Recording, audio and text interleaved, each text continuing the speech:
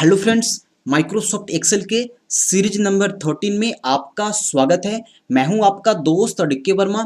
आज की इस सीरीज के अंदर हम लोग सीखेंगे कि एक्सेल के अंदर कॉन्ट से संबंधित जितने भी फॉर्मूले होते हैं, यानी कॉन्ट सीरीज वाली फॉर्मूले का इस्तेमाल करना आज हम लोग सीखेंगे। इसके पहले हम लोग सीखे थे सम सीरीज वाली सारे फॉर्मूले का इस्तेमाल करना। अगर आप वो वीडियो देखना चाहते हैं तो लिंक डिस्क्रिप्शन में मिल जाएगा। आज हम लोग सीखेंगे काउंट सीरीज वाली सारे फॉर्मूले का इस्तेमाल करना। बट इससे पहले मैं आपको दो पीडीएफ होमवर्क में प्रोवाइड कराना चाहता हूं जो कि फ्री है। आपको उसको डायरेक्ट आप उसको डाउनलोड कर सकते हैं। सबसे जो पहला पीडीएफ है वो है आपका यहाँ से ऑल शॉर्टकट की, जो कि विंडोज 7 में यूज हो सकता है या फिर आप इसको और भी विंडोज के लिए यूज कर सकते हैं। आप कोई और भी ऑपरेटिंग सिस्टम में इसका इस्तेमाल कर सकते हैं। ये सारा शॉर्टकट की आपको होमवर्क में दिया जा रहा है जो कि पीडीएफ फाइल में अवेलेबल है।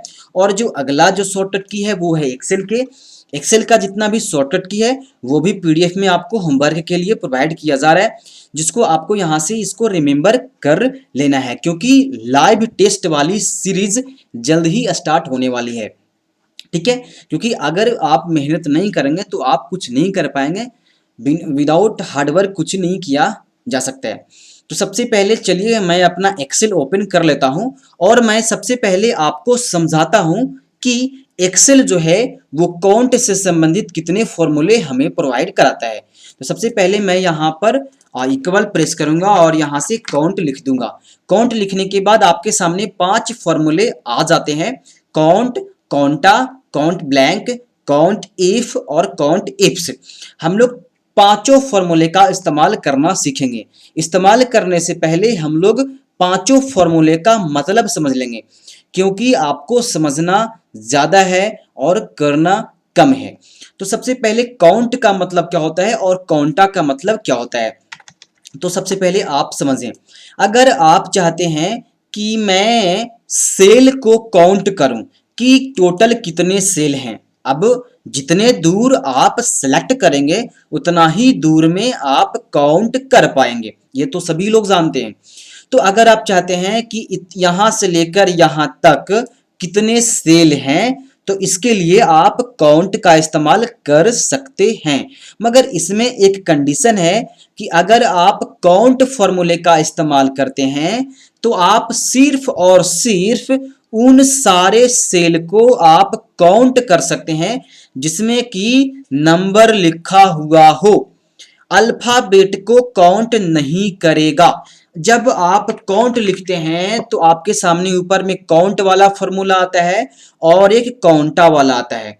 तो काउंट के जरिए आप सिर्फ और सिर्फ नंबर वाली सेल को काउंट कर सकते हैं और काउंटा फॉर्मूले के जरिए आप नंबर और अल्फाबेट दोनों वाले सेल को काउंट कर सकते हैं।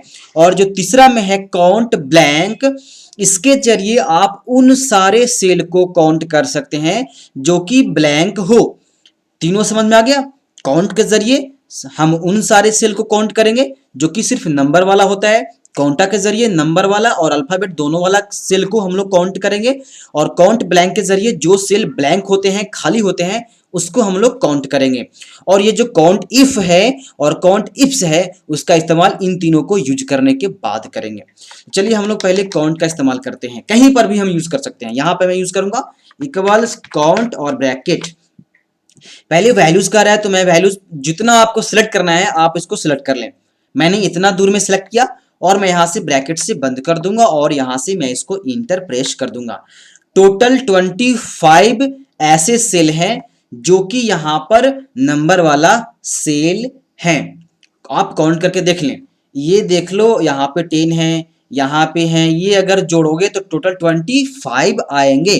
लेकिन यहाँ पर ये जो अल्फाबेट वाला सेल है उसको ये काउंट नहीं किया है। तो अगर आप चाहते हो कि अल्फाबेट भी काउंट करे और नंबर वाला भी काउंट करे तो इसके लिए आप यूज करोगे काउंटा।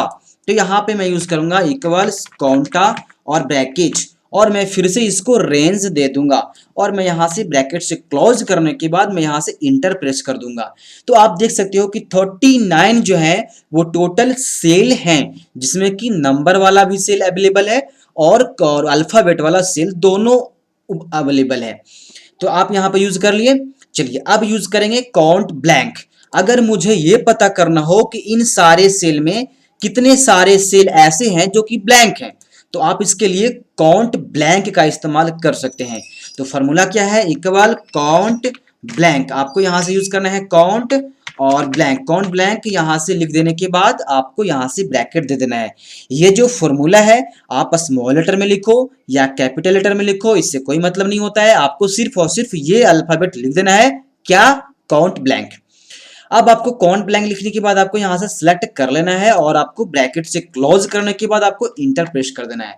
यहां पे ये बता दिया कि टोटल 5 सेल हैं जो कि ब्लैंक हैं। 1 2 3 सॉरी 1 2 3 4 5, तो टोटल 5 सेल हैं जो कि ब्लैंक है। अगर और ब्लैंक रहेगा तो और यहां शो करेगा। जैसे मैं इसको डिलीट कर दूंगा तो 6 हो गया, इसको डिलीट किया 7 हो गया, इसको डिलीट किया 10 हो गया। जैसे जैसे ब्लैंक होते जा रहा है वैसे वैसे यहां काउंट करते जा रहा है। ओके, अब हम लोग काउंट इफ और काउंट इफ्स फॉर्मूले का इस्तेमाल करना सीखेंगे, जो कि यहाँ पर चौथे और 5वें नंबर पर है। तो सबसे पहले हम इन दोनों फॉर्मूले का मतलब समझेंगे, क्योंकि आपको समझना ज़्यादा है और करना कम है, क्योंकि आप पहले आपको समझना होगा। तो काउंट इफ का मतलब समझें। काउंट का मतलब गिनना होता है और इफ का मतलब यदि होता है, यानी कि यहाँ पर एक कंडीशन लगने वाला है। ये इफ मतलब यदि, यानी एक कंडीशन लगेगा। और यहाँ पर अगला फॉर्मूला है काउंट इफ्स, यानी ये भी उसी की तरह है, लेकिन इसमें एक से ज्यादा कंडीशन लगने वाला है। काउंट इफ में एक कंडीशन और काउंट इफ्स में एक से अनेक कंडीशन लगने वाला है। तो सबसे पहले हम लोग समझते हैं कि इसका यूज कहाँ होता है। तो जैसे अगर आप मान लो अटेंडेंस शीट बना रहे हो, एग्जांपल्स के तौर पे मैं यहाँ पे ऐसे ही बना लिया, ये सिर्फ एग्जांपल मैं बना रहा हूँ, मैं इसको डिलीट करता हूँ। मैं सिर्फ एग्जांपल दिया हूँ, ऐसा नहीं होता है अटेंडेंस शीट। अटेंडेंस शीट मैंने आपको बनाने के लिए सिखाया था। अटेंडेंस शीट कैसे तैयार किया जाता है, अगर आप वो देखना चाहते हैं तो इसका भी लिंक डिस्क्रिप्शन में दिया गया है, आप जाकर देख सकते हैं। मैं एग्जांपल्स के लिए समझा रहा हूँ। तो काउंट इफ का जो इस्तेमाल करेंगे वो किसी पर्टिकुलर के लिए करेंगे। जैसे अगर आप चाहते हो कि कितने लोग एब्सेंट हैं वो काउंट करना, अगर आप चाहते हो कितने लोग प्रेजेंट हैं अगर वो काउंट करना चाहते हैं, तो काउंट इफ का इस्तेमाल आपको करना पड़ेगा। कितने लोग एब्सेंट हैं, कितने लोग प्रेजेंट हैं, है ना। या मान लो कि मधु कितने दिन प्रेजेंट हुई या फिर कितने दिन एब्सेंट हुई, तो आप काउंट इफ के जरिए आप काउंट कर सकते हो। चलिए मैं यूज करता हूँ, मैं यहाँ से लिख दूंगा एब्सेंट और मैं यहाँ पे लिखूंगा यहाँ से प्रेजेंट। ठीक है, तो सबसे पहले मैं यहाँ पे चेक करूंगा, सिर्फ एक मतलब एक का निकालना है। एक्सेल में आपको ये पता होगा कि सिर्फ और सिर्फ एक का निकालना होता है, बाकी का ऑटोमेटिक आ जाता है। अगर मुझे प्रेजेंट निकालना है तो सिर्फ और सिर्फ डिंपल का निकालूंगा, बाकी सभी का जो है वो ऑटोमेटिक आ जाएगा। तो इसके लिए मुझे यूज करना होगा इक्वल काउंट इफ। मैंने काउंट इफ डाल दिया और ब्रैकेट आपको दे देना है।